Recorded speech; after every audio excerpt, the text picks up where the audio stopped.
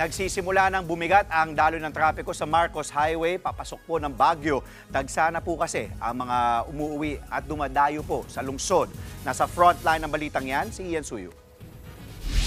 Panakanakang ulan ang nararanasan sa Baguio, bagamat palayo na sa bansa ang Bagyong Leon. Mabigat din ang trapiko sa Marcos Highway dahil sa mga umuuwi at dumadayo sa lungsod ngayong undas.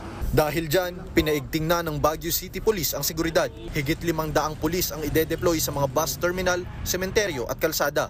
Nabigyan na rin ng ilang bus companies ng special permit para magdagdag ng mga unit na babiyahe ngayong undas. Si Goretti Gayo, maagang bumiyahe pa Ilocos Sur.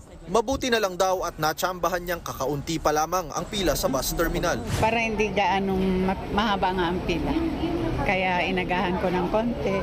Nag-inspeksyon na rin ng mga otoridad sa mga terminal. Inaasahan kasing bubuhos ang maraming pasahero. Sa ngayon, sarado pa rin sa mga motorista ang Cannon Road dahil sa ginagawang daan. Alternatibong ruta para sa mga babiyahe ang Nagilian Road, Asin San Pascual ng Alisan Road at Marcos Highway. Nagbabalita mula sa Frontline, Ian Suyo, News 5.